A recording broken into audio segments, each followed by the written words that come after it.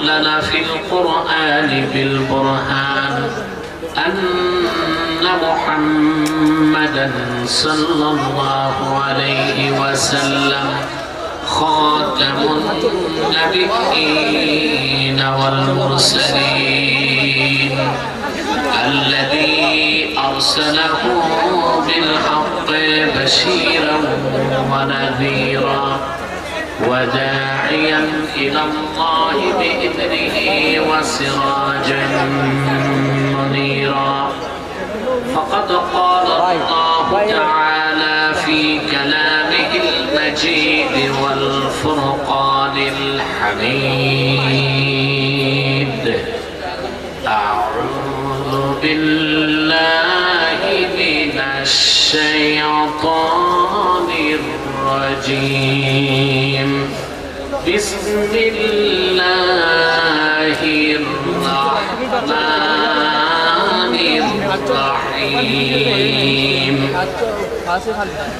إنما وليكم الله ورسوله والذين آمنوا الذين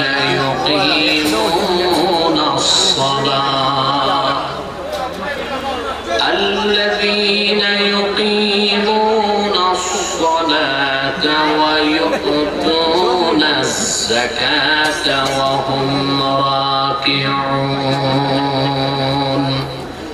ومن يتول الله ورسوله والذين آمنوا فإن حزب الله هم الغالبون.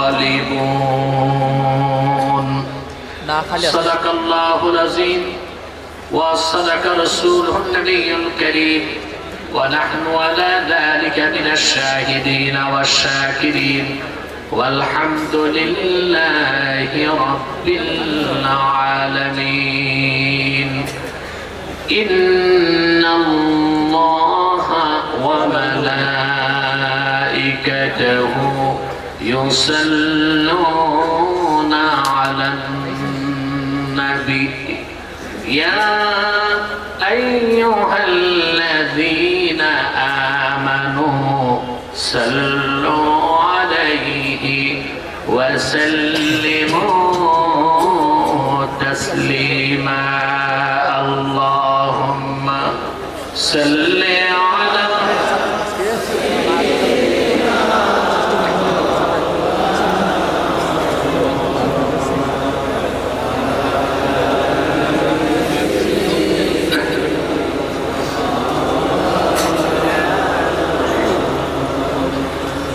আপনারা এতগুলো মানুষ দুরূদ সালামের আওয়াজ নাই, সমস্যা কি? অসুস্থতা না কৃপণতা? একটা তো সমস্যা। জবান খুলে পড়ুন আল্লাহুম্মা সাল্লি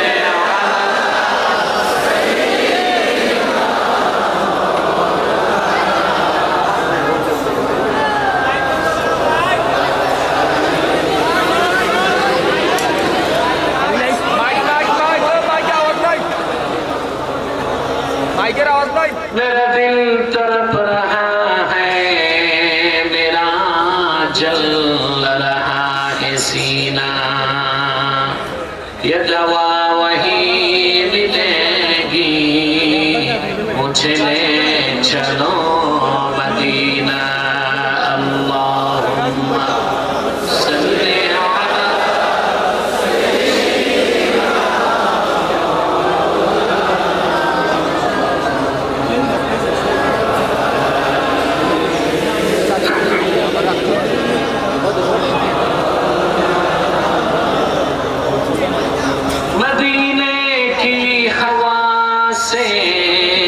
जन्नती बू आती है, खाके पाके मदीना में नूरे जन्नत चमकती है। अल्लाहुम्मा सय्यदना मौलाना मुहम्मद व अला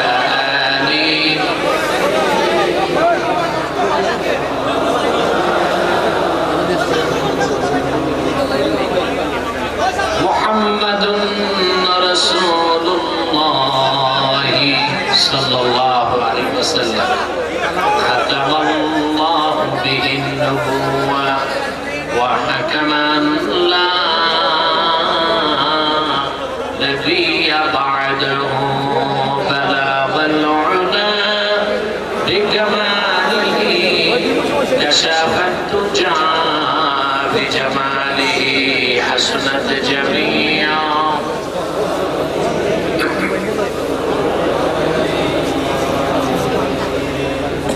ঐতিহ্যবাহী ইনসানিয়াত ট্রাস্ট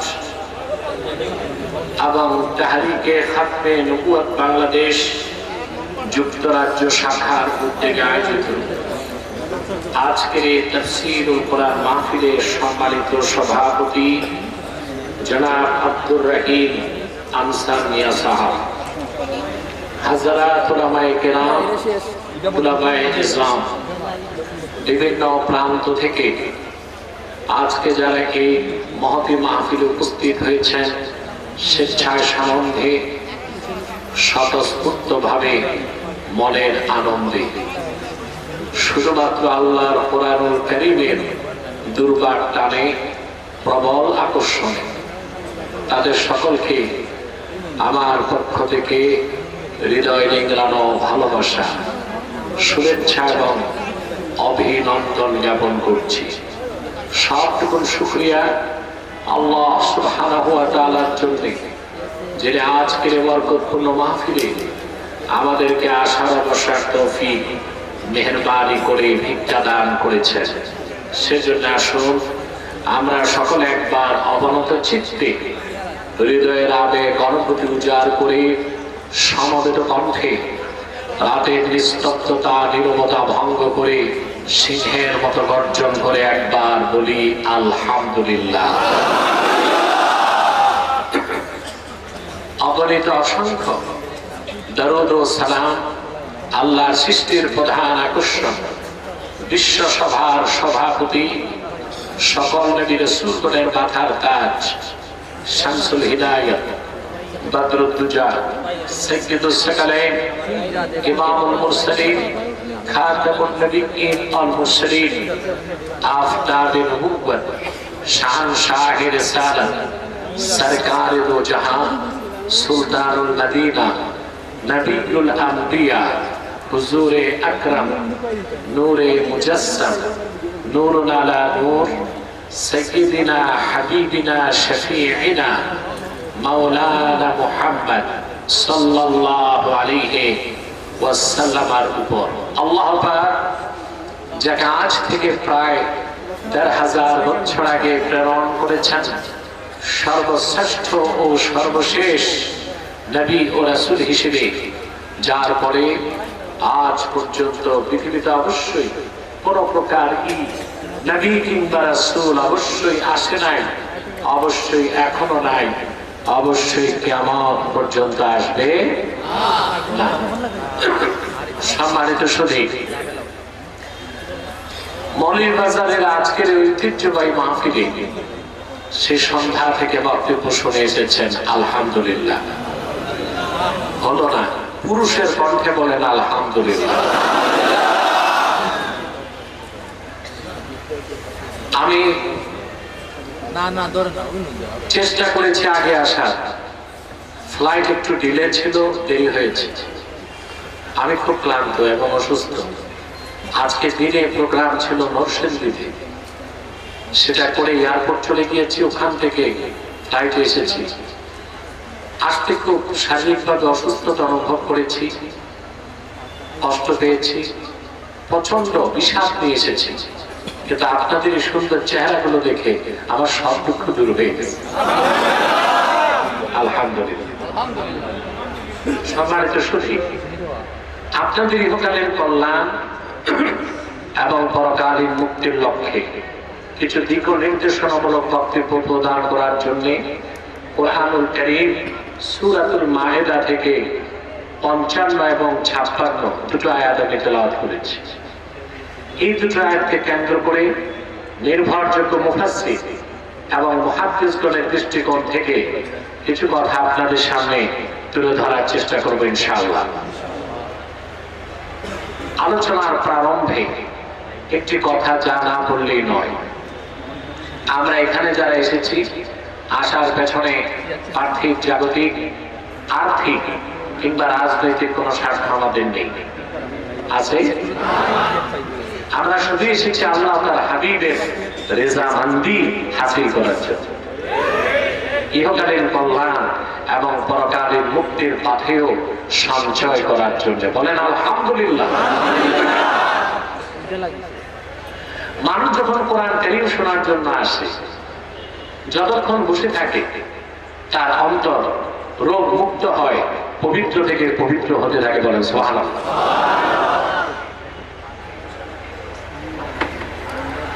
হযরত আল্লামা ইব্রাহিম খাওয়াস রাহমাতুল্লাহ বলেন, দাওয়াউল কুলুবি খামসা, মানুষের দিলের মধ্যে অন্তরে যদি রোগ হয়, বিমারি হয়, ওই রোগ থেকে মুক্ত করার জন্য 5টা ঔষধ। তার প্রথমটাই হচ্ছে তিলাওয়াতুল কুরআনি বিতাদাব্বুর, চিন্তা করে, ব্যাখ্যার সাথে, গবেষণা করে আল্লাহর কোরআন তেলাওয়াত করা। বলেন সুবহানাল্লাহ।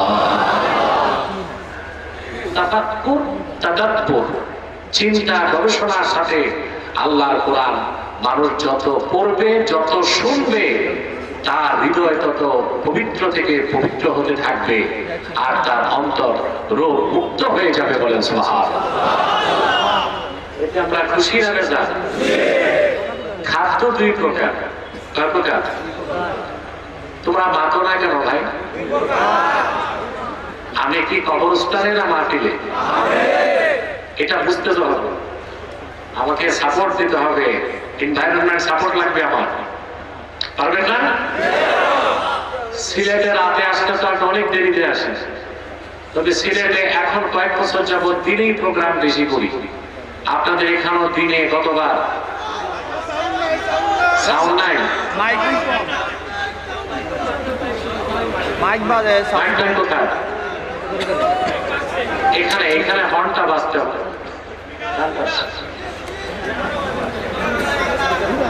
বসো বসো, হবে হবে, সব ঠিক হবে। এভাবে তোমরা যদি মিছিল করো তো মাইকটা টোকা লাগে, তখন তো পুরাটাই যাবে।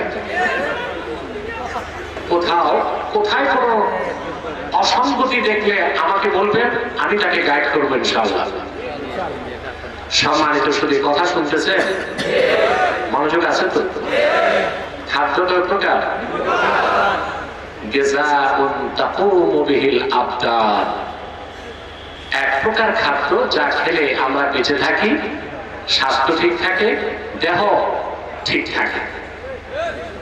আরেক প্রকার হচ্ছে গিযাউন তাকুমু বিহিল আরওয়াহ, আরেক প্রকার খাদ্য যা খেলে রূহটা শক্তিশালী হয়।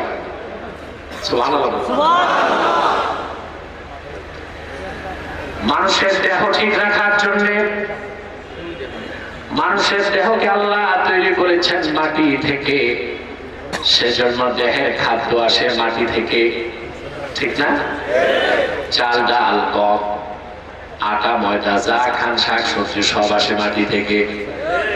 কিন্তু মানুষের রূহটা এসেছে আকাশ থেকে, রূহের খাদ্যটাও এসেছে আল্লাহর কাছ থেকে, লৌহে মাহফুজ থেকে।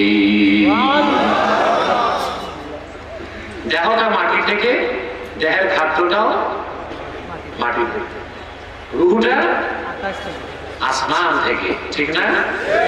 রূহের খাদ্যটাও এসেছে আসমান থেকে, লৌহে মাহফুজ থেকে। বলেন সুবহানাল্লাহ। তো কোরআন কারীমের তাআল্লুক মাআল কোরআন, কোরআন কারীমের সাথে কারো সম্পর্ক যত বাড়বে, তার হৃদয় নূর থেকে নূরে মুনাওয়ার হতে থাকবে। বলেন সুবহানাল্লাহ। আমরা যে আসতে পেরেছি আল্লাহর কোরআনের সংস্পর্শে, এতে আমরা খুশি না বেজার? বেজার শুধু শয়তান, শয়তানও বেজার, তার চেলাচামুন্ডারও বেজার। অবশ্য শয়তানের চেলাচামুন্ডার সংখ্যা এখন কমে গেছে, সেজন্য মাহফিলগুলোতে আর বাধা আসে না। তাতে অনুমান করা যায় শয়তানের চেলাচামুন্ডার সংখ্যা আনুপাতিক হারে কমে গেছে। ঠিক না? আগে আপনারা দেখেছেন ডিজে পার্টিতে বাধা ছিল না, বৈশাখী মেলায় বাধা ছিল না, সাংস্কৃতিক অনুষ্ঠানে বাধা ছিল না। আল্লাহর কোরআনের মাহফিলে শর্ত একটা না 34টা থাকতো। আর সেই অভিশাপ থেকে আল্লাহ তাআলা বাংলাদেশকে মুক্ত করেছেন, বলেন আলহামদুলিল্লাহ। এরকম অভিশাপ যেন বাংলাদেশে আর কখনো না হয়, সেজন্য ইসলাম কঠিন ঐক্য ধারণ করে এমন এক বাংলাদেশ গড়তে হবে, যেই আগামীর বাংলাদেশ হবে ইসলামের বাংলাদেশ, আল কোরআনের বাংলাদেশ, আলেম ওলামা পীর মাশায়েখদের নেতৃত্বের বাংলাদেশ। আমাদের তো এটাই বয়ান, প্রত্যেক দল তো বয়ান দিছে, আমাদের বয়ান কি? আমাদের ইসলাম পন্থীদের এটাই বয়ান, আমরা চাই এক নতুন বাংলাদেশ। আমরা এমন এক বাংলাদেশ চাই যেখানে ইসলামের স্বার্থ রক্ষা করা হবে। আমরা এমন এক বাংলাদেশ চাই যেখানে মুসলমানদের দাবিগুলো মেনে নেওয়া হবে। আমরা এমন এক বাংলাদেশ চাই বিশ্বের মানচিত্রে যেই দেশ দুনিয়ার কোন আগ্রাসনকে ভয় পাবে না।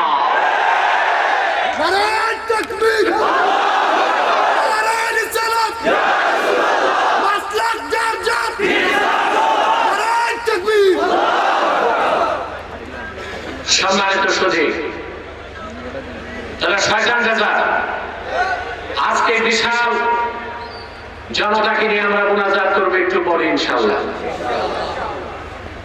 শয়তান কিন্তু এটা চায় না, আপনাকে ওয়াসওয়াসা দিয়ে এখান থেকে উঠাবার চেষ্টা করবে। আমরাও ন্যাক নিয়ত করে শয়তানের নাপাক গালে একটা চপেটা ঘাত করতে চাই।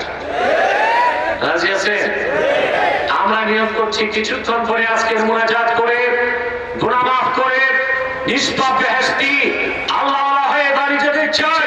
কারা কারা হাত তুলে আল্লাহ তাআলাকে দেখা।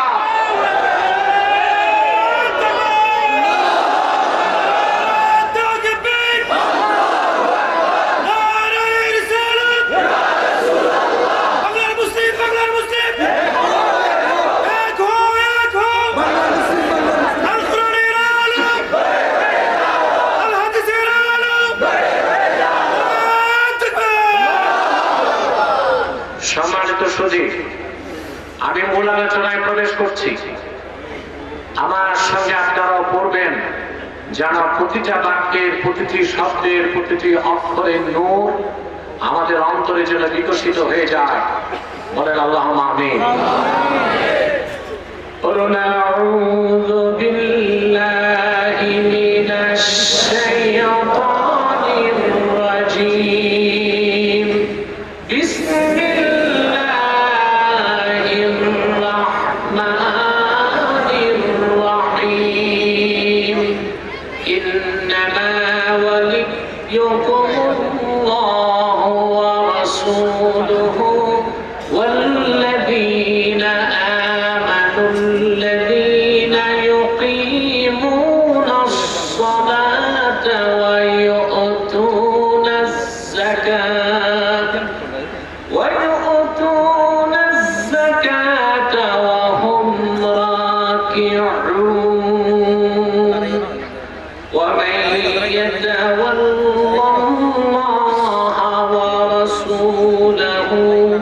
والذين آمنوا فإن حزب الله هم الغالبون।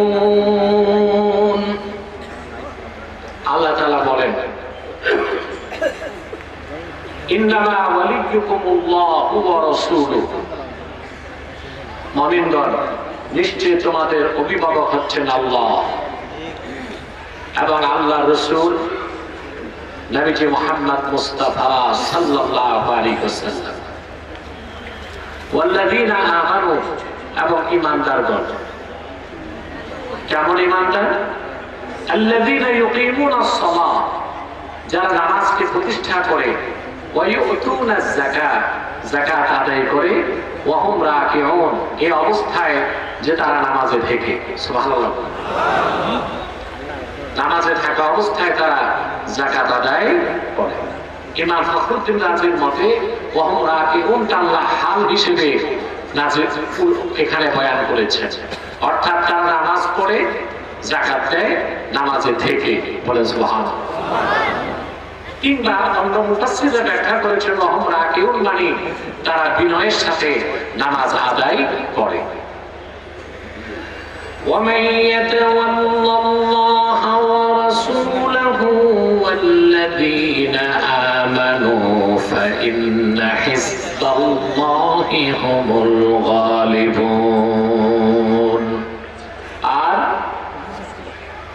যে ব্যক্তি মহান আল্লাহকে মালিক হিসেবে স্বীকার করে গ্রহণ করে, তার হাবিব মুহাম্মদ সাল্লাল্লাহু আলাইহি ওয়াসাল্লাম ওনাকে মহান নেতা হিসেবে বিশ্বাস করে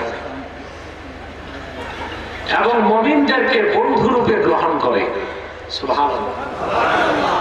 ইন্না হিজবাল্লাহি হুমুল গালিবুন, তারাই হিজবুল্লাহ, তারাই আল্লাহর দল, আর নিশ্চিত আল্লাহর দলে যারা তারা বিজয় লাভ করবে, বলেন সুবহানাল্লাহ।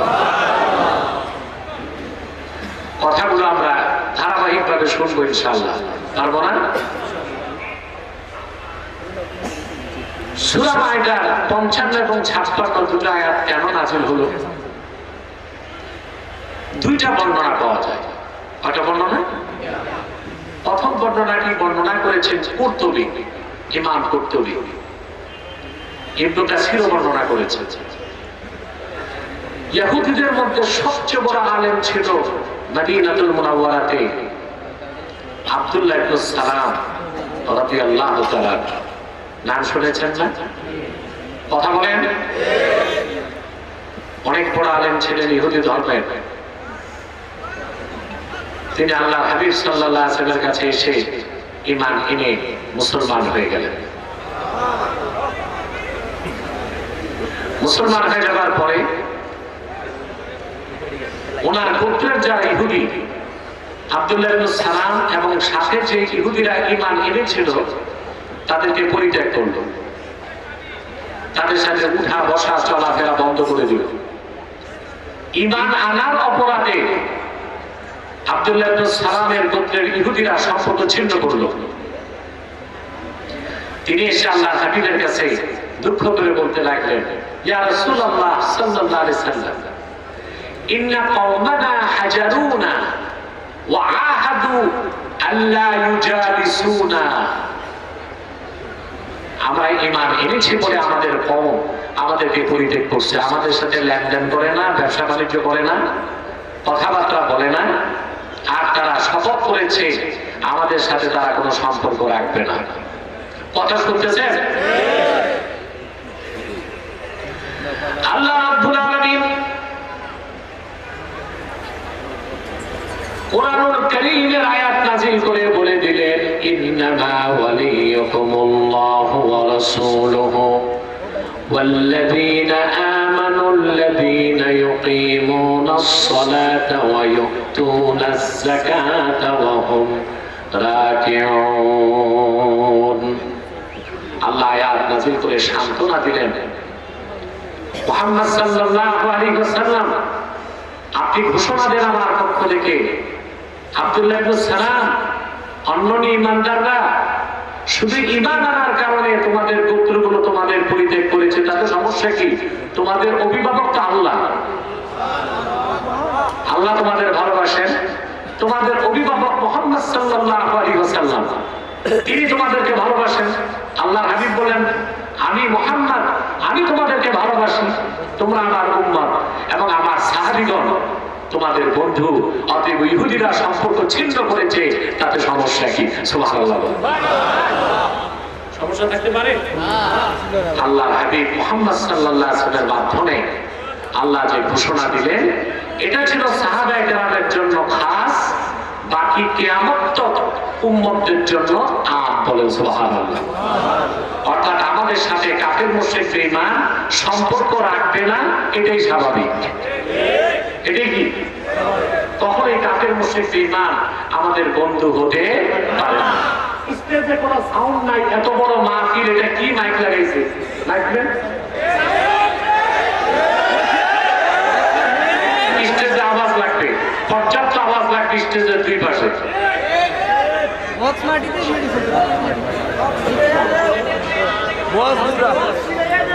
বসেন, বসেন।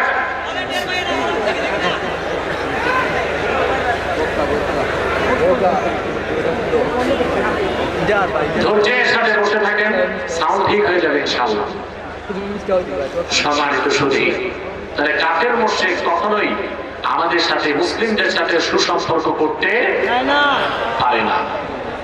আমরা যতই তাদের সাথে বন্ধুত্ব করতে চাই, আমরা যতই কাফের মুশরিক অমুসলিমদের সাথে সুসম্পর্ক রাখতে চাই, তারা বাহ্যিক আই ওয়াশ করবে, সুসম্পর্ক দেখাবে, কিন্তু পিছন দিক দিয়ে ছুরি মারবে। দেশ স্বাধীনের পর 53টি বছর আমরা আমাদের পার্শ্ববর্তী ভারত থেকে কি আচরণ পেলাম? 72 থেকে 75-এ তাদের বন্ধুরা যখন ক্ষমতায় ছিল, ফারাক্কায় বাদ দিয়ে বাংলাদেশকে পানি শূন্য করেছে। বাংলাদেশের সবগুলো পাট করে পরিকল্পিতভাবে আগুন দিয়ে পাট শিল্পকে ধ্বংস করেছে। অন্যরা যখনই ক্ষমতায় গিয়েছে, লাগাতার হরতাল দিয়ে ভারতের রয়ের এজেন্টরা বাংলাদেশের শিল্প এবং ব্যবসাকে ধ্বংস করেছে। সীমান্তে হাজারো ফ্যান্সি ডিল কোম্পানি দিয়ে ফ্যান্সি ডিল তৈরি করে আমার যুব সমাজকে ধ্বংস করার চেষ্টা করেছে। বিগত 16টি বছর ভারতের দুর্ধর্ষ কুখ্যাত গোয়েন্দা সংস্থা রয়ের মদদে জালেম শক্তি অগণিত আলেমকে নির্যাতন করেছে, নিপীড়ন করেছে, ইস্তিমার চালিয়েছে, মানুষের মানবতাকে বুলন্দিত করেছে। সেই হিন্দুস্তান বাংলাদেশের বন্ধু হতে পারে না।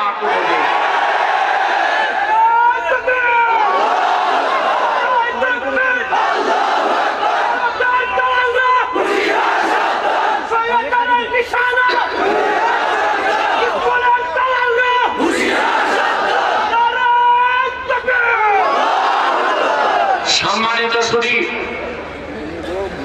জালেমদেরকে বিতাড়িত করেছেন, কিন্তু জালেমদেরকে যারা লালন পালন করেছে তাদের সাথে সম্পর্ক করা যাবে না। ব্যবসায়িক সম্পর্ক হইতে পারে, বন্ধুত্বের সম্পর্ক হতে পারে না, ভাতৃপ্রতিম সম্পর্ক হতে পারে না। পারে? কাফের মুশরিক কখনো মুসলমানের ভালো চাইতে সম্পর্ক রাখতে পারে না। এটা ভারত হোক, আমেরিকা হোক, ইসরায়েল হোক, ব্রিটেন হোক, কখনোই তারা মুসলিমদের ভালো চাইতে পারে না। 1000 বছর আগ থেকে আজ পর্যন্ত ইতিহাস এটাই আমাদেরকে বারবার প্রমাণ দেয়। এবার শানে নজুল আরেকটা এসেছে, সেটা শোনাচ্ছি। ইমাম রাজি তাফসীর কবীরে, কুরতুবী তার তাফসীরে, ইবনে আবি সাউদ তার তাফসীরে, বাহরুল মুহিতে অসংখ্য তাফসীরের কিতাবে হাদিসটি এসেছে এবং হাদিসটিকে ইমাম জালালউদ্দিন সুয়ুতী রাহমাতুল্লাহ আল হাওয়াইল ফাতাওয়া কিতাবের মধ্যে উল্লেখ করেছেন। শুনতেছেন? মনোযোগ আছে তো? হযরত আলী রাদিয়াল্লাহু তাআলা আনহু তিনি একদিন মসজিদ নববী সাল্লাল্লাহু আলাইহি ওয়াসাল্লামে নামাজ পড়তেছিলেন। নামাজটা ছিল নফল নামাজ। কি নামাজ? এমন সময় ভিক্ষুক এসে হযরত আলীর কাছে ভিক্ষা চাইলেন। হযরত আলী যে নামাজে এটা তার খেয়াল নেই। খেয়াল থাকলেও ভিক্ষুকদের অভ্যাসই হচ্ছে সময় বুঝে না। এখন দেখেন না, হাত পেতে বসে থাকে, ও আর দেখে না একে অ্যাম্বুলেন্সে রুগী আছে না গাড়িতে কোনো দুলামি আছে, হাত পেতে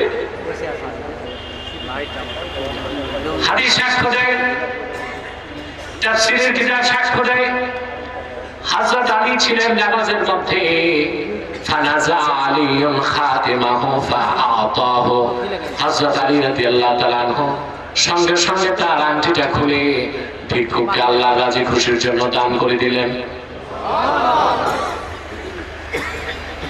নামাজে থেকে আল্লাহ সন্তুষ্টির জন্য হযরত আলীর এতটুকু দানকে আল্লাহ এত খুশি হয়ে গেলেন, সঙ্গে সঙ্গে আয়াত নাযিল করে দিলেন, ইন্নামা ওয়ালিয়ুকুমুল্লাহু ওয়া রাসূলুহু ওয়াল্লাযীনা আমানুল্লাযীনা ইউকিমুনাস সালাতা ويؤتون الزكاة وهم راكعون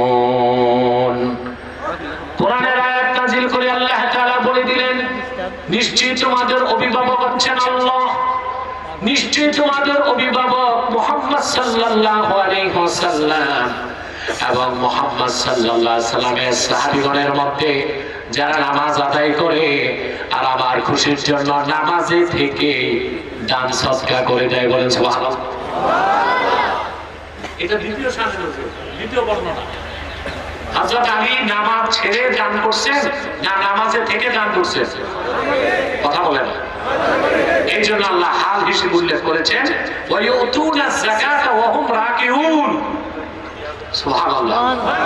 নামাজ আদায় করে আর নামাজে থেকে যাকাতও দিয়ে দেয়। সুবহানাল্লাহ। যেমন হযরতে আলী, বলেন সুবহানাল্লাহ।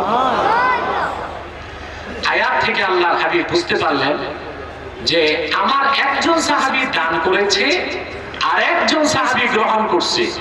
রাসূল করিম সাল্লাল্লাহু আলাইহি সাল্লাম মসজিদ নববীতে খুঁজতেছেন এই লোক দুইজন কোথায়। আল্লাহর হাবিব দেখলেন মসজিদ নববীর দরজা থেকে এক ভিক্ষুক বেরিয়ে যাচ্ছে। আল্লাহর হাবিব তাকে জিজ্ঞেস করলেন হাল আ'তাকা আহাদুন শাইআ, আমার কোন সাহাবী কি তোমার কিছু দান করছে নাকি? সুবহানাল্লাহ।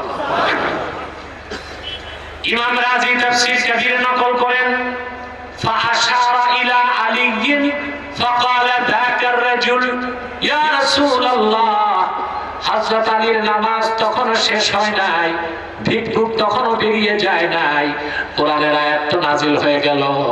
ভিক্ষুক দেখায় দিলেন ইয়া রাসূলুল্লাহ সাল্লাল্লাহু আলাইহি সাল্লাম, ওই যে আপনার মেয়ে ফাতেমার স্বামী আলী নামাজ পড়ছে, নামাজে আমি তার কাছে ভিক্ষা চেয়েছি, নামাজ শেষ করার আগে তিনি আমার তার আংটি খুলে দান করে দিয়েছে। আমি শানে নজরুল দুইটাই আপনাদেরকে শোনালাম, কথা বুঝতেছেন? তবে অধিক সংখ্যক তাফসীরে দ্বিতীয় শানে নজরুলটাই আমি পেয়েছি, সেটা হচ্ছে এখানে আল্লাহর হাবিবের সাহাবীদের কথাই আল্লাহ তুলে ধরেছেন, বিশেষ করে হযরত আলীর কথা, বলেন সুবহানাল্লাহ। কার কথা? আলীর কথা। হযরত আলী যে আমাদের অভিভাবক সন্দেহ আছে? সাহাবায়ে কেরামের মধ্যে জুজই ফাজিলত, কুল্লি ফাজিলত সবচেয়ে বেশি মর্যাদা হযরত আবু বকরের, তারপরে মর্যাদা হযরত ওমর, তারপরে হযরত ওসমান, তারপরে হযরতে আলী। কিন্তু জুজই ফাজিলতের দিক দিয়া হযরত আলীর মর্যাদা অনেক বেশি একটা ক্ষেত্রে, সেটা হচ্ছে রাসূলুল্লাহ সাহাবীগণের মধ্যে আল্লাহর হাবিবের নূরের কদম থেকে ইলমে মারিফতের সবচেয়ে বড় খনি হযরত আলী অর্জন করেছেন, বলেন সুবহানাল্লাহ। এজন্য একটি নয় দুইটি নয় 127টি তরিকার গোড়া হযরতে আলী। সুবহানাল্লাহ। কতটা? 127টা তরিকা হযরত আলী পর্যন্ত পৌঁছেছে। ইলমে মারিফতের নূর সারা দুনিয়ায় হযরত আলীর মাধ্যমে আল্লাহ তাআলা ছড়াই দিয়েছেন, বলেন সুবহানাল্লাহ। এই জন্য হযরত আলী হচ্ছেন আমাদের অভিভাবক।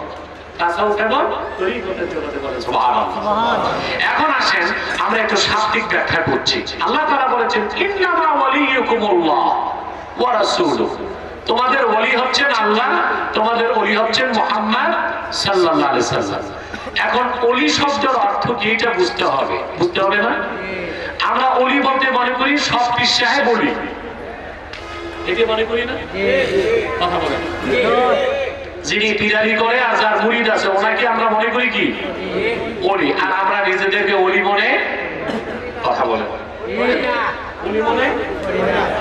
আসলে ওলিদেরকে যতটুকু ভক্তি করি আমরা নিজেরা ওলি হওয়ার চেষ্টা যদি 10 ভাগের 1 ভাগ করতাম, আমরা প্রত্যেক ইমানদার আল্লাহ তাআলার এক একজন ওলি হয়ে যেতে পারতাম, ঠিক না? ওলি শব্দের 3টা অর্থ, কয়টা? যেটা বলে ওলি শব্দের একটা অর্থ সাহায্যকারী, একটা অর্থ কি? আল্লাহ রাব্বুল আলামিন বলেন ইন্না ওয়ালিয়াল্লাহুল্লাযী নাযালাল কিতাবা ওয়া হুয়া ইয়াতাওয়াল্লাস সালিহিন। ইন্না ওয়ালিয়াল্লাহ, নিশ্চয় আমার ওলি হচ্ছেন আল্লাহ। এখানে ওলি অর্থ সাহায্যকারী, অর্থাৎ আমার সাহায্যকারী হচ্ছেন আমার আল্লাহ, যিনি কোরআন নাজিল করেছেন আর যিনি নেককার বান্দাদেরকে পৃষ্ঠপোষকতা দিয়ে থাকেন। বলেন সুবহানাল্লাহ। ওলি শব্দের আরেকটা অর্থ হচ্ছে অভিভাবক। আরেকটা অর্থ কি?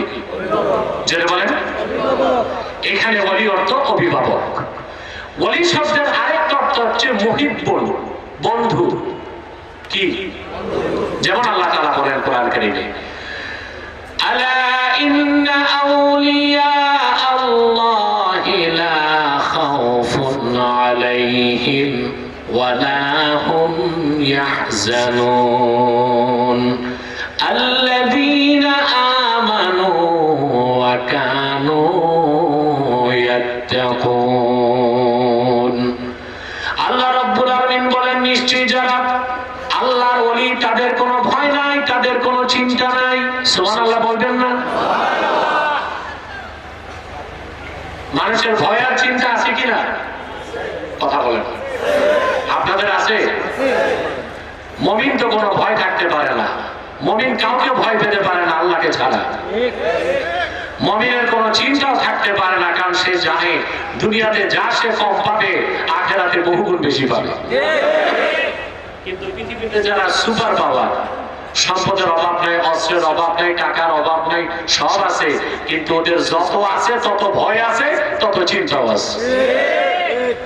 আপনারা তো বাংলাদেশের গরিব মানুষ, ডাল ভাত খেয়ে সুখেই আছেন, কিন্তু আমেরিকা, ইউরোপ সর্বক্ষণ থার্ড ওয়ার্ল্ড ওয়ার, তৃতীয় বিশ্বযুদ্ধের চিন্তায় ওদের ঘুম তো হারাম হয়ে যাচ্ছে।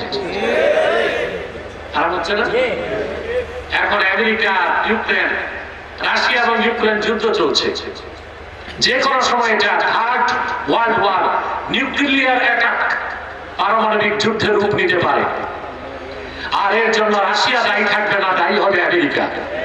এই পৃথিবীতে যত জায়গায় অশান্তি হচ্ছে, বিশৃঙ্খলা হচ্ছে, রক্তপাত হচ্ছে, জেনোসাইড হচ্ছে, গণহত্যা হচ্ছে, কি ইসরায়েলে, ফিলিস্তিনে, সিরিয়াতে, আফগানিস্তানে আর ওইদিকে ইউক্রেনে, তার সব কিছুর পিছনে পশ্চিমাদের সাম্রাজ্যবাদ দায়ী। নেতৃত্বে আমেরিকা, নেতৃত্বে আমেরিকা। ওর কাজ হচ্ছে যুদ্ধ লাগাও আর অস্ত্র বেচো। যুদ্ধ লাগাও। পৃথিবীতে 100টা অস্ত্র কোম্পানির 51টাই আমেরিকাতে। দেশ আছে 200 প্রায়, অস্ত্র কোম্পানি কয়টা? 101টা। তার মধ্যে 51টাই কোথায়? আমেরিকাতে। তার মধ্যে দুনিয়ার সবচেয়ে বড় অস্ত্র কোম্পানি লকহিড মার্টিন সহ সেরা সেরা অস্ত্র কোম্পানিগুলো আমেরিকাতে। ওদের মূল আয় হচ্ছে অস্ত্র ব্যবসা। তো পৃথিবীতে যদি যুদ্ধই না থাকে তো অস্ত্র বেচবে কার কাছে? এই জন্য আমেরিকাতে এই যে স্টেট ডিপার্টমেন্ট, এরপর র্যান্ড কর্পোরেশন, এদের কাজই হচ্ছে বিভিন্ন রাষ্ট্রে যুদ্ধ লাগানো আর অস্ত্র বিক্রি করে আমেরিকার ব্যবসাকে চাঙ্গা রাখা। এই জন্য সন্ত্রাসের বিরুদ্ধে যুদ্ধের কথা যুক্তরাষ্ট্রের মুখে শোভা পায় না, চোরের মার বড় গলা হয়ে যায়। ঠিক কিনা? কিন্তু ওরা ভয়তে আছে, ওরা চিন্তায় আছে, যে কোনো সময় আমেরিকা এবং রাশিয়ার মধ্যে পারমাণবিক যুদ্ধ হতে পারে। আমরা চিন্তা করি, কারণ আমরা মহান আল্লাহকে বিশ্বাস করি, আমাদের হৃদয়ে ঈমান লালন করি, আখিরাতকে আমরা বিশ্বাস করি। আমরা জানি আল্লাহ দ্বীনের পথে ঈমান নিয়ে যদি মৃত্যুবরণ করি শাহাদাত নসিব হবে, আর যদি বিজয় লাভ করি গনিমত পাবো, সম্মান পাবো, মর্যাদা পাবো। বলেন সুবহানাল্লাহ। মুসলমান বেঁচে থাকলেও তার ক্ষতি নাই, মৃত্যুর পরও তার ক্ষতি নাই। এই জন্য আল্লাহর ওলিদের কোনো ভয় নাই, কোনো চিন্তা নাই। বলেন সুবহানাল্লাহ। এখন আল্লাহর ওলি কারা? আল্লাহ 63 নম্বর আয়াতে বলে দেন, আল্লাযীনা আমানু ওয়া কানু ইয়াত্তাকুন। ওই সব লোক আল্লাহর ওলি যারা ঈমান এনেছে আর আল্লাহকে ভয় করে হৃদয় থেকে মুত্তাকি হয়ে গেছে। বলেন সুবহানাল্লাহ। এই আয়াতের ব্যাখ্যায় ইবনে কাসির লেখেন, মান কানা মুমিনান তাকিয়া কানা লিল্লাহি ওয়ালিয়া। মুহাম্মদ সাল্লাল্লাহু আলাইহি ওয়াসাল্লামের প্রত্যেক সেই উম্মত যার ঈমান আছে আর তাকওয়া আছে, সে লোকটাই আল্লাহর কাছে ওলির মর্যাদা পেয়ে গেছে। বলে সুবহানাল্লাহ। তাহলে ওলি শব্দের একটা অর্থ হচ্ছে সাহায্যকারী, ওলি শব্দের আরেকটা অর্থ হচ্ছে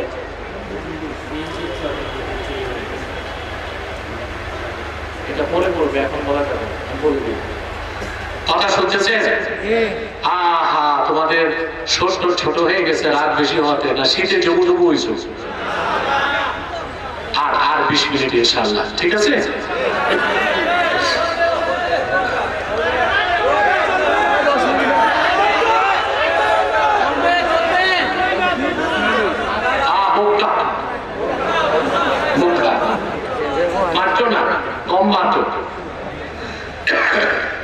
আমার ভাইরা কথা তো শুনতেছে। তো বলছি, অলি শব্দের একটা অর্থ কি? সাহায্যকারী। অলি শব্দের আরেক অর্থ মুহিত, বন্ধু। অলি শব্দের আরেক অর্থ অভিভাবক। বলেন সুবহানাল্লাহ। আল্লাহ তাআলা এখানে বলেন ইন্নামা ওয়ালিয়ুকুমুল্লাহু ওয়া রাসূলুহু, নিশ্চয় মুমিনগণ তোমাদের অভিভাবক হচ্ছেন আল্লাহ, তোমাদের অভিভাবক মুহাম্মদ সাল্লাল্লাহু আলাইহি ওয়াসাল্লাম। ওয়াল্লাযীনা আমানু, এবং ঈমানদারগণ তারা তোমাদের বন্ধু। মুহাম্মদ সাল্লাল্লাহু আলাইহি ওয়াসাল্লামের উম্মতের মধ্যে যারা খাঁটি ঈমানদার, নামাজ পড়ে, যাকাত দেয়, তাদেরকে নেতা বানাতে হবে। বলে সুবহানাল্লাহ। তাদেরকে অভিভাবক বানাতে হবে, নতুবা আমাদের বিজয় কখনো আসবে না। কথা বুঝতেছেন? সমস্যা? আমোস হয়ে বসেন, আমাকে ডিস্টার্ব করবেন না স্টেজে কেউ। সম্মানিত সুধী, তাহলে এখানে আমরা যে শিক্ষাটা নিব আজকে, প্রথম শিক্ষা, আল্লাহ আমাদের অভিভাবক, মুহাম্মদ সাল্লাল্লাহু আলাইহি ওয়াসাল্লাম আমাদের অভিভাবক, আর মুহাম্মদ সাল্লাল্লাহু আলাইহি ওয়াসাল্লামের উম্মতের মধ্যে যারা ঈমানদার, নামাজি, যাকাত দেয়, তারা হবে আমাদের নেতা। আপনাকে এইভাবে নেতা নির্বাচন করতে পারেন? কথা বলেন। পারেন না তো? কোথায় কয়খান দাড়ি, মাথায় একখান টুপি, 2-4 রাকাত নামাজ পড়লে মনে করেন আপনি খাঁটি মুসলমান হয়ে গেছেন। কিন্তু খোঁজ করলে দেখা যাবে দাবিদারি করতেছেন বেঈমান, মুনাফিক, কাফের, মুশরিক, সুদখোর, ঘুষখোর, দুর্নীতিবাজ, লম্পট, জেনাকার, জুয়াখোরদের দাবিদারি করতেছেন। এই জন্য আপনাদের ভাগ্যের পরিবর্তন হয় না, হচ্ছে। আলেমদেরকে আপনারা চান ক্ষমতায় যান? জি না। আলেমদেরকে আপনারা রসমালাই খাওয়ান, টাঙ্গাইলের চমচম, মুক্তাগাছার মনটা, কিন্তু ভোট নাই। ভোট নাই। দেখেন না, বাংলাদেশে তো অনেক পীরও রাজনীতি করে, কিন্তু ভোট পায় না। আচ্ছা, কারণ মুরিদ হচ্ছে, মুরিদের মধ্যে হচ্ছে ডবল স্ট্যান্ডার্ড। মুরিদ দুইটা পীর বানাইছে, একটা আধ্যাত্মিক পীর আর একটা রাজনৈতিক পীর। আধ্যাত্মিক পীর যে, তারে দেয় নোট, আর রাজনৈতিক পীরের দেয় ভোট। বুঝলেন এই কথাটা? যে হচ্ছে আধ্যাত্মিক পীর, তারে কি দেয়? নোট দেয়। আর যে রাজনৈতিক পীর, তারে ভোট দেয়। বলে পীর সাহেব বলে, পীর বাবা তুম নোট সে খুশ রাহো, लीडर तुम ভোট से खुश रहो। এই মুনাফিকে যতদিন বাদ না দিবেন, বাংলাদেশের সরকার আসবে আর যাবে, ক্ষমতার পালাবদল হবে, কিন্তু বাংলাদেশের মানুষের ভাগ্যের কোনো পরিবর্তন হবে না। দেখে নিবেন তাহলে ভাইরা, মহান আল্লাহর খাঁটি বান্দা হতে হবে, আল্লাহকে মালিক বলে বিশ্বাস করে আল্লাহ হাবিব মুহাম্মদ সাল্লাল্লাহু আলাইহি সাল্লামের আশিক উম্মত হতে হবে। আর মুহাম্মদ সাল্লাল্লাহু আলাইহি সাল্লামের উম্মতের মধ্যে যারা ঈমানদার, 5 ওয়াক্ত নামাজ আদায় করে, যাকাত দেয়, শরীয়ত মোতাবেক চলে, তাদের নেতৃত্ব গ্রহণ করতে হবে। ঠিক কিনা বলেন? কথা বুঝতেছেন? তাদেরকে অভিভাবক বানাতে হবে, তাদেরকে নেতা বানাতে হবে, তাদের নেতৃত্ব গ্রহণ করতে হবে, তাদের অনুসরণ করতে হবে। এই ক্ষেত্রে আমরা বাংলাদেশের মুসলমান ব্যর্থতার পরিচয় দিয়েছি। আজ বাংলাদেশে 3 লক্ষের উপর মসজিদ আছে, 10,000-এর উপর মাদ্রাসা আছে, পীর মাশায়েখের অভাব নাই। আমি আগেও বলেছিলাম, সরকার জরিপ করে দেখছে বাংলাদেশে 1,98,000 পীর আছে। বড় পীর, ছোট পীর, মাঝারি পীর সব মিলায় কত আছে? 1,98,000 পীর বাংলাদেশে আছে। মুরিদের তো কোনো অভাব নাই। এই লাখ লাখ মসজিদ, হাজার হাজার মাদ্রাসা, আর এত মুসলমান আমরা থাকার পরেও দেশ স্বাধীনের 53 বছরও আল্লাহ শরীয়তের পক্ষে, দ্বীন ইসলামের পক্ষে একটা আইন আমরা পাস করতে পারি নাই। আমাদের ট্যাক্স, আমাদের ভ্যাট, আমাদের রক্ত পানি করা ঘামের পয়সায় যারা ক্ষমতায় যায়, তারা জীবনযাপন করে। বিলাসবহুল গাড়িতে থাকে, বাংলো বাড়িতে থাকে, সরকারি সুবিধা নেয়, আমাদের রক্ত পানি করা ঘামের পয়সা। আর আমরা মুসলমান যখন দ্বীনের পক্ষে রাজপথে নামি, আমার রক্ত পানি করা ঘামের পয়সায় কেনা বুলেট আমার সিনায় নিক্ষেপ করা হয়। আমাদেরকে এবার ঘুরে দাঁড়াতে হবে। আমি বহুবার বলেছি, বাংলাদেশে 50 বছরে যে চান্স এসেছে, আমরা যদি ওলামায়ে কেরাম ঐক্যবদ্ধ, আমাদের মধ্যে হিংসা থাকতে হবে। বড় দলগুলো মনে করবে আমরা তো গোছাই ফেলছি আর কি, ছোটদেরকে বাদ দিবে না। ছোটরা কিন্তু ঠ্যাং ধরে রাখলে বড়রা কিছু করতে পারবে না। আমাদেরকে যদি বাংলাদেশে এইবার আমাদের হাত ছাড়া হয় সুযোগ, আগামী 50 বছরের সুযোগ আর আমাদের না আসতে পারে। সেজন্য আমি আগেও বলেছি, আজও বলছি, সিলেটের মুসলমান, আমাদের বাংলাদেশের ওলামায়ে কেরামের দুইটা ঐক্য লাগবে, একটা রাজনৈতিক ঐক্য আর একটা অরাজনৈতিক ঐক্য। রাজনৈতিক ঐক্য আর অরাজনৈতিক ঐক্য, মাসলাক যার যার, দ্বীন ইসলাম সবার, এই স্লোগানকে সমুন্নত রেখে আমরা যদি এক হতে পারি, বাংলাদেশে ইসলামের পক্ষে যে অভ্যুত্থান হবে, ওই রকম অভ্যুত্থান পৃথিবীর মানুষ ইতিহাসে দেখে নাই।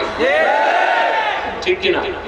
কিন্তু আমরা সমস্যা করে ফেলি যে আমরা আমাদেরকে যারা নেতৃত্ব দিবে তাদেরকে চিন্তা আমরা ভুল করে থাকি। ঠিক কিনা বলে? ভুল করি না?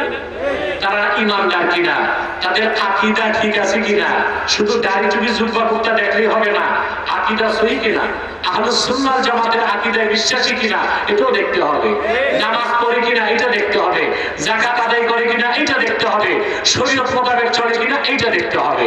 এদিকে আমরা দেখি কথা বলে না। কারণ আপনি যাকে ইমাম বানাবেন, নেতা বানাবেন, তাকে আপনাকেই যাচাই বাছাই করতে হবে। ঠিক কিনা বলে?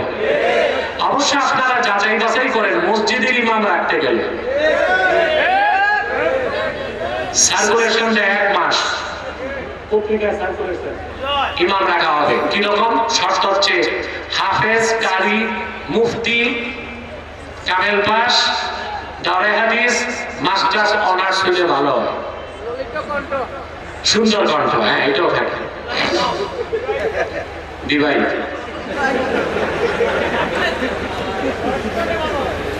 তারপরে ইমাম সাহেব আছে 40 জন, ইন্টারভিউ নিতে বসে আলেম আসে না কেউ, আল্লামা সভাপতি আর আল্লামা সেক্রেটারি।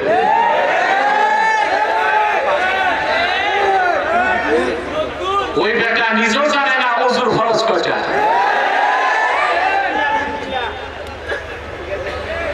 এক মূর্খ সভাপতি ইমামকে জিজ্ঞেস করে ওযুর ফরজ কয়টা? ইমাম সাহেব বলছে 4টা।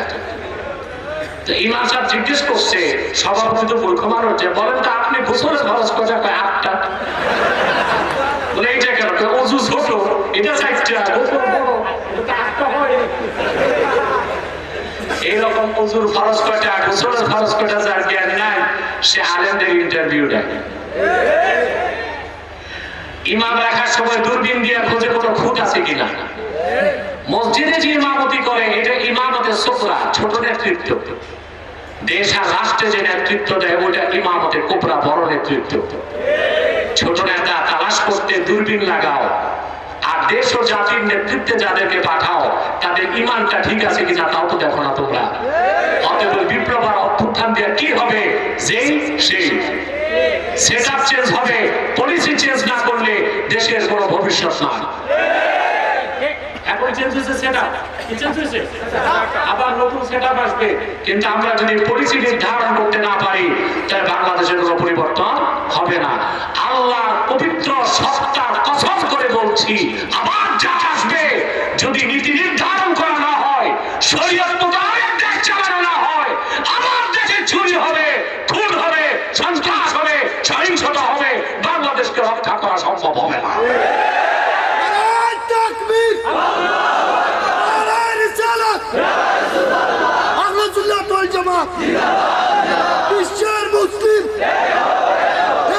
সম্মানিত সুধী, তাহলে আমরা সূরা মায়দার 55 নম্বর আয়াত থেকে যে শিক্ষাটা পেলাম, আমাদেরকে আল্লাহ তাআলার ঈমানদার বান্দা হতে হবে, তার হাবিব মুহাম্মদ সাল্লাল্লাহু আলাইহি সাল্লামের ঈমানদার উম্মত হতে হবে। আর মুহাম্মদ সাল্লাল্লাহু আলাইহি সাল্লামের উম্মতের মধ্যে যারা ঈমানদার, নামাজি, যাকাত দেয়, তাদেরকে নেতা বানাতে হবে। ঠিক কি না? পারবো ইনশাআল্লাহ? জোরে বলেন পারবো? এরপরে আল্লাহ তাআলা বলেন, وَمَن يَتَوَلَّ اللَّهَ وَرَسُولَهُ وَالَّذِينَ آمَنُوا فَإِنَّ حِزْبَ اللَّهِ هُمُ الْغَالِبُونَ। আর যারা মহান আল্লাহকে অভিভাবক হিসেবে গ্রহণ করবে, মুহাম্মদ সাল্লাল্লাহু আলাইহি সাল্লামকে অভিভাবক হিসেবে বিশ্বাস করবে, আর ইমানদার যারা তাদেরকে নেতা হিসেবে স্বীকৃতি দিবে, উম্মতে মুহাম্মদের ইমানদারদেরকে নেতা হিসেবে মেনে নিবে, আল্লাহ বলেন তারাই হিজবুল্লাহ, আল্লাহর দল। ফাইন্না হিজবাল্লাহি হুমুল গালিবুন, আল্লাহর দল অবশ্যই বিজয় লাভ করবে। বলেন সুবহানাল্লাহ। আপনি আল্লাহর দলভুক্ত হবেন আর আপনি কাফেরের হাতে মার খাবেন, এটা কোনোদিন হইতে পারে না। আবার বলছি, আপনি হিজবুল্লাহ হবেন, আল্লাহর দলভুক্ত হবেন, আর আপনি কাফের মুশরিকের হাতে মার খাবেন, এটা কোনোদিন হতে পারে না। যদি কাফের মুশরিকের হাতে মার খান, তাহলে বুঝতে হবে আপনি হিজবুল্লাহ নয়, আপনি হিজবুল শয়তান, শয়তানের দলে আছেন। কার দলে আছে? কিন্তু যদি আপনি হিজবুল্লাহ, আল্লাহর দলভুক্ত হন, খাঁটি ইমানদার হন, কোরআন সুন্নাহর আলোকে ব্যক্তি জীবন, সমাজ জীবন, রাষ্ট্র জীবন চালান, অবশ্যই আল্লাহ সাহায্য করবেন। আল্লাহ বলেন, ইন তানসুরুল্লাহা ইয়ানসুরকুম ওয়া ইউসাব্বিত আকদামাকুম। যদি তোমরা মহান আল্লাহকে সাহায্য করো, তার মানে আল্লাহর দ্বীনকে সাহায্য করো, অবশ্যই আল্লাহ রাব্বুল আলামিন তোমাদেরকে সাহায্য করবেন, আর তোমাদের কদমকে আল্লাহ তাআলা দ্বীনের উপর অবিচল রাখবেন। বলেন সুবহানাল্লাহ। আল্লাহ সাহায্য কিভাবে আসে দেখেন নাই? সিরিয়াতে বাশার আল আসাদ 11 বছর নির্যাতন নিপীড়ন করলো, 5 লক্ষ মানুষকে হত্যা করেছে, অধিকাংশই ছিল সুন্নি মুসলমান। আজকে অনেকে বলতেছে বাশার আল আসাদকে সরানো ঠিক হয় নাই। ইসরায়েলের ইহুদিদের চেয়ে কোন অংশে বাশার আল আসাদ কম খারাপ ছিল না। সুন্নি মসজিদগুলোকে বন্ধ করেছে। বাশার আল আসাদের সৈন্যবাহিনী মসজিদগুলোতে ঢুকে সিগারেট পান করত। গোটা সিরিয়াতে হাজার হাজার সুন্নি আলেম, মুহাদ্দিস, মুফাসসিরকে গুলি করে হত্যা করা হয়েছে। সুন্নিদের স্ত্রী বোনদেরকে কারাগারে বন্দী রেখে গণধর্ষণ করা হতো। সুন্নি মুসলিমদের উপর রাসায়নিক অস্ত্র ব্যবহার করা হতো। আর ইসরায়েলের সাথে বাশার আল আসাদ গোপন চুক্তি করে মধ্যপ্রাচ্যকে অশান্ত করে রাখত। একদল মানুষ যারা হিজবুল্লাহ, ওইটা আমি লেবাননের হিজবুল্লাহর কথা বলছি না, ইমানদাররাই কি হিজবুল্লাহ, এরা অস্ত্র হাতে তুলে নিল। আপনারা জানেন এখন যে বিদ্রোহীদের নেতা জুলানি, নাম শুনছেন না? মাত্র 60টা বন্দুক নিয়ে তিনি জিহাদে নামছেন। এখন তাদের কাছে শত শত ট্যাঙ্ক আছে, মিসাইল ক্ষেপণাস্ত্র আছে, হাজারো অস্ত্র আছে। আসলে আল্লাহ দ্বীনের জন্য নামলে আল্লাহ পথ সহজ করে দেয়। এবং আমরা এটাই চিন্তা করি, আশা করি ইনশাআল্লাহ সিরিয়াতে ইসলামী শরিয়া প্রতিষ্ঠিত হওয়ার পর এই বাহিনী ইনশাআল্লাহ বাইতুল মুকাদ্দাসকে উদ্ধার করবে নাপাক ইহুদিদের হাত থেকে ইনশাআল্লাহ। দেখুন আপনি মধ্য এশিয়াতে তালেবান, যাদেরকে মোল্লা বলেন, কি বলেন? পাগড়ি, জুব্বা, কুর্তা, গলায় তসবিহ, হাতে আছে পুরনো আমলের AK-47 ক্লাসিনকভ। পৃথিবীর 2টা পরাশক্তিকে তারা ধরাশক্তি বানায় দিয়েছে। 14 বছর জিহাদ করছে রাশিয়ার বিরুদ্ধে, 19 বছর জিহাদ করেছে আমেরিকার বিরুদ্ধে। পৃথিবীর 2টো পরাশক্তি পরাজিত হয়েছে তালেবান মুসলিমদের কাছে, কারণ আল্লাহ দ্বীনের জন্য 70,000 তালেবান শাহাদাত বরণ করেছে। আর আল্লাহ বলেছেন, ইন তানসুরুল্লাহা ইয়ানসুরকুম ওয়া ইউসাব্বিত আকদামাকুম। যদি তোমরা আল্লাহকে সাহায্য করো, মানে আল্লাহ দ্বীনকে সাহায্য করো, অবশ্যই আল্লাহ তোমাদেরকে সাহায্য করবে। তা আমরা যদি খাঁটি ইমানদার হই, আল্লাহ বুজুর্গ নেককার সুন্নি আকীদার মানুষকে যদি নেতা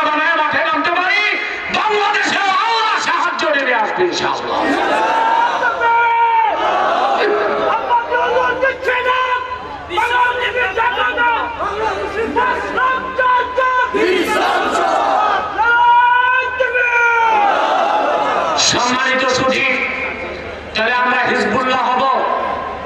কথা বলেন না। আল্লাহর দলভুক্ত হব? তা প্রথমেই রাখবে কামেল ঈমান,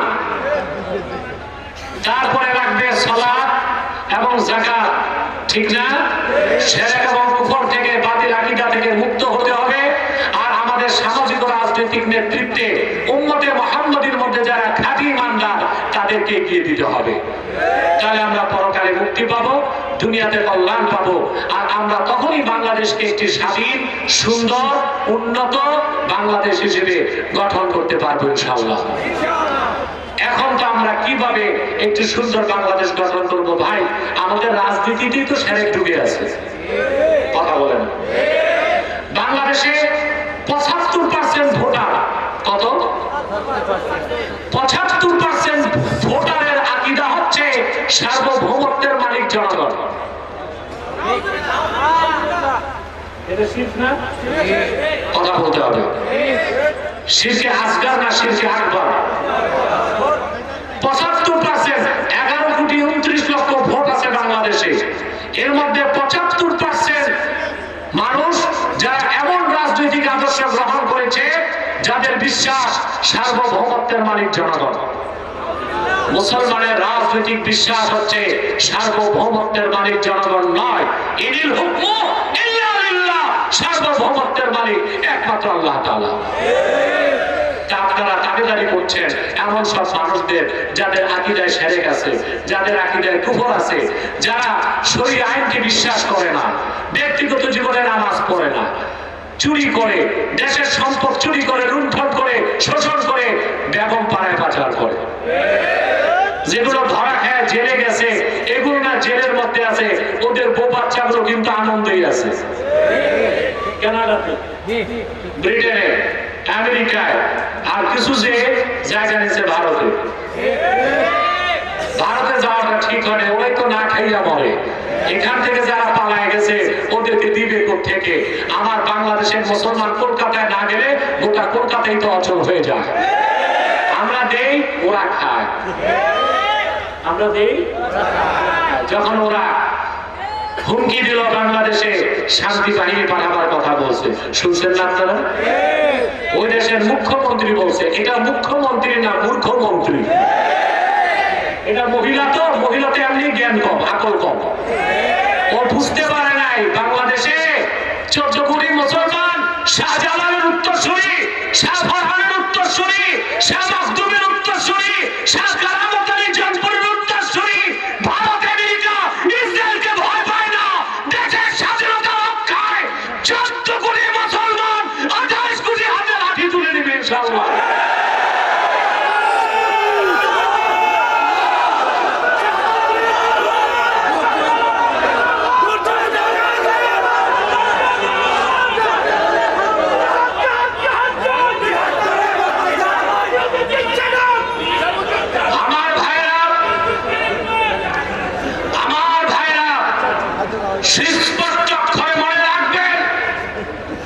মুসলমান হচ্ছে লোহার বুট, এটাকে চারণ করা কোনো দাঁত পৃথিবীতে নাই। মুসলমান জীবন দিতে পারে, ঈমান দিতে পারে না। ঈমান রক্ষায় সে তার গর্দানকে উৎসর্গ করে ঈমানকে টিকিয়ে রাখে। হিন্দুস্তানকে আগেও আমি সাবধান করছি, দেখছেন না? ওই মহিলা মুখ্যমন্ত্রী বক্তব্যের 2 ঘন্টা পর আমার বক্তব্য গেছে। এটা আমি বলে দিচ্ছি যে আমার বক্তব্যের পর দেখছেন আপনারা কলকাতায় ওদের কিছু সাংবাদিক আছে পাগল। আমি ভাবছিলাম একটা সাংবাদিকই পাগল, পরে দেখছি না যা আছে সবই পাগল। পশ্চিম বাংলায় সবগুলো চ্যানেল আমার বিরুদ্ধে নিউজ করছে, দেখছেন না আপনারা? খুব হইচই করছে। আমি সরকারকে পরামর্শ দিয়েছিলাম 3টা নীতি বাস্তবায়ন করতে। আমি বলেছিলাম লালমনিরহাটে এয়ারবেস করেন, ওরা আমাদের দিকে হাত বাড়াবে, আমরা চিকেন নেক কেটে 7 সিস্টার আলাদা করে দেব। আমি বলেছি চায়নার সাথে প্রতিরক্ষা চুক্তি করেন, শত্রুকে বন্ধু বানান। আমি বলেছি আলু পেঁয়াজ নিম্নমানের বাণিজ্যিক সম্পর্ক করা হোক। আমার দেশের রুগী যাওয়া বন্ধ হয়েছে, কলকাতার ডাক্তাররা বসে বাংলাদেশের মানুষের ক্ষমা চাইতেছে, ওহে দেবতারা আসুন, আমরা 10% ডিসকাউন্টে ট্রিটমেন্ট করে দিব।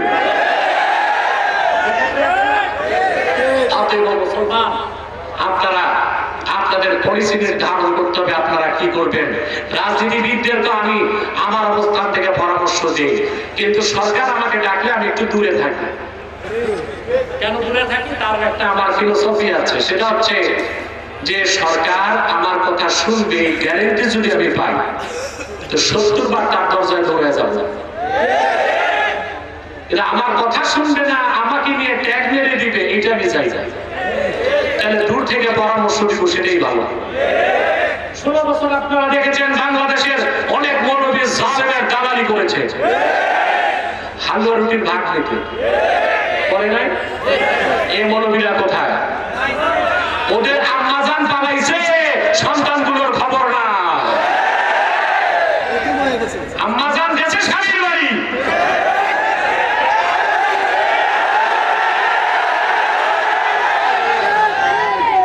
যে মানুষগুলোকে মিছিল করিয়েছে, মিটিং করিয়েছে, যে মানুষগুলোকে বাংলাদেশে এইরকম অবস্থায় রেখে গিয়েছে নিজের জীবন বাঁচাতে, বাংলাদেশের মানুষের নেতৃত্ব দেওয়ার কোন অধিকার তাকে আগামীতে দেওয়া হবে না। কর্মী রেখে এইভাবে পালায় এক কাপড়ে, বিনা মেকআপে।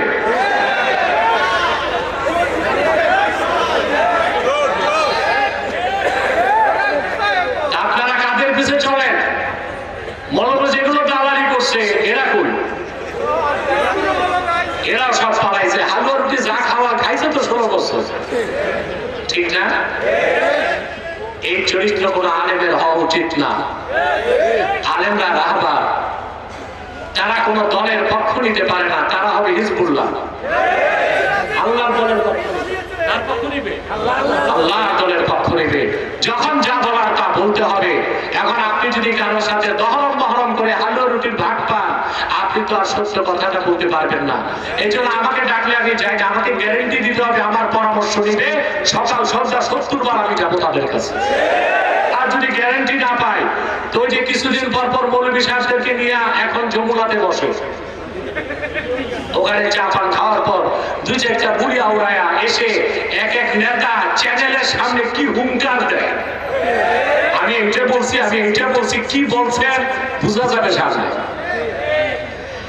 কিন্তু আমি দূর থেকে পরামর্শ দিয়ে যাবো ইনশাআল্লাহ, দেশের কল্যাণে, জাতির কল্যাণে। তাহলে ভাইরা, আমরা 56 নম্বর আয়াত থেকে শিখলাম আমাদেরকে হিজবুল্লাহ হতে হবে। সুবহানাল্লাহ।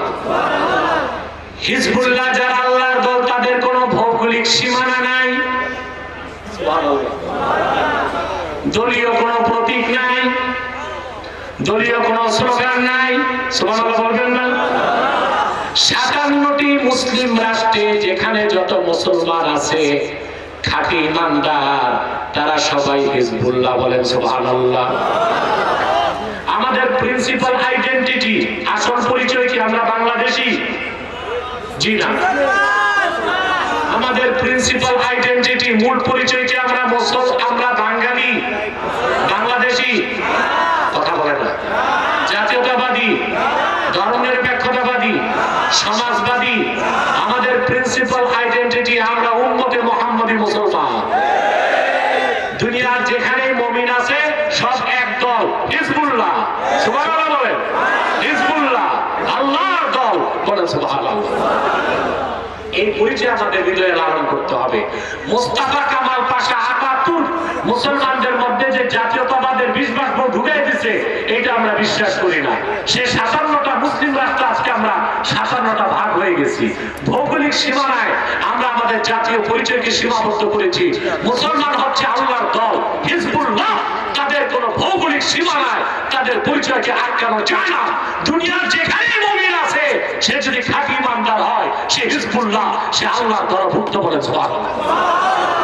তার বইতে যদি আল্লাহর দল থেকে বের হয়ে যায়, আর একটাই দল আছে, ওটা হচ্ছে হিজবুল শয়তান। হিজবুল ওটা শয়তানের দল, শয়তানের দলে যাইয়া আমরা জাহান্নাম খরিদ করতে চাই না। রাজি আছেন? আল্লাহ আমাদেরকে কবুল করুন, মঞ্জুর করুন, বলুন আল্লাহুম্মা আমিন। সাদাকাল্লাহুল আযীম ওয়া সাদাকা রাসূলুহুন নবিয়্যুল কারীম ওয়া নাহনু আলা যালিকা মিনাশ শাহিদিন ওয়াশ শাকিরিন ওয়ালহামদুলিল্লাহি রাব্বিল আলামিন। ওয়াজ হয়ে গেছে, চলে যাবা।